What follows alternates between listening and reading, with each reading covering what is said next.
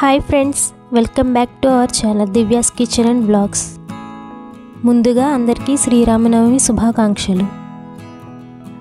ఈరోజు మన వీడియోలో రాముల వారికి ఎంతో ఇష్టమైన చలిమిడి వడపప్పు పానకం ఎలా చేయాలో చూపించబోతున్నాను. ముందుగా చలిమిడి కోసం ఒక బౌల్లోకి 1 కప్ బియ్యాన్ని తీసుకుని 1-2 సార్లు శుభ్రంగా కడిగి అందులో బియ్యం నానబెట్టుకోవడానికి సరిపడా వాటర్ని తీసుకుని ఒక రాత్రంతా లేదా కనీసం 8 గంటల పాటు నానబెట్టుకోవాలి. నేనైతే రాత్రి నానబెట్టుకుంటున్నానండి.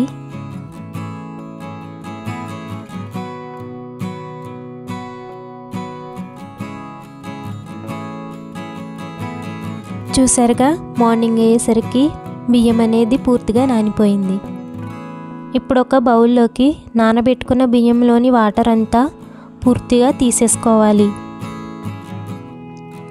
బియ్యంలోని వాటర్ పూర్తిగా పోయేలోపు మనం వడపప్పుని కూడా ప్రిపేర్ చేసేసుకుందాం.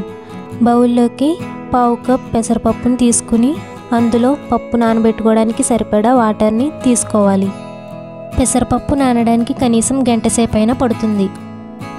ఇప్పుడు వాటర్ తీసుకున్నాం కదా, దీనిని గంట సేపు పక్కన పెట్టేసుకుందాం. పెసరపప్పు నానేలోపు పానకం కూడా రెడీ చేసేసుకుందాం. 1 కప్లోకి 1/2 గ్లాస్ వాటర్ తీసుకోవాలి.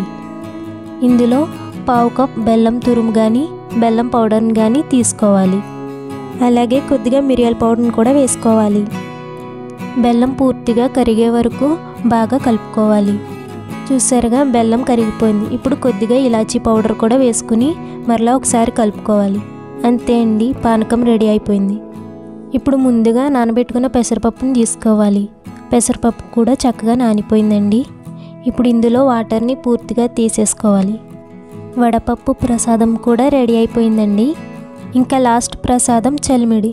దీనికోసం బియ్యంలోని వాటర్ అంతా పోయిన తర్వాత ఇలా మిక్సీ జార్లో వేసుకోవాలి. దానిని మెత్తగా ఇలా గ్రైండ్ చేసుకోవాలి. ఇప్పుడు ఈ వరిపిండిని ఒక ప్లేట్ తీసుకుని జల్లెడలోకి వేసుకోవాలి. ఈ వరిపిండిని మొత్తం బాగా జల్లించుకుని మెత్తని పిండిలా తీసుకోవాలి. చలిమిడిని 2 రకాలుగా చేయొచ్చండి, పాకం చలిమిడి, పచ్చి చలిమిడి. కానీ దేవుడికి ఎక్కువ పచ్చి చలిమిడినే వాడుతూ ఉంటారు. పిండి మొత్తం జల్లించేసుకున్నాం కదా, ఈ ప్లేస్లో ఇన్స్టంట్ బియ్యం పిండిని కూడా వాడుకోవచ్చు.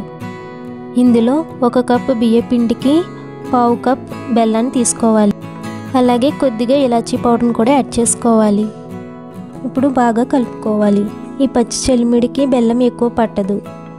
బెల్లాన్ని ఎక్కువ యాడ్ చేయడం వల్ల చలిమిడి బాగా పలుచనైపోతుంది. ఈ చలిమిడిలోకి కావాలంటే పచ్చి కొబ్బరి తురుమును కూడా యాడ్ చేసుకోవచ్చు. చలిమిడి కూడా రెడీ అయిపోయిందండి. శ్రీరామనవమి రోజున దేవునికి మీరు కూడా ఈ విధంగా చేసుకుని నైవేద్యంగా పెట్టవచ్చు. మీకు ఈ వీడియో కనుక నచ్చినట్టయితే లైక్, షేర్ అండ్ సబ్స్క్రైబ్ చేయడం మర్చిపోకండి.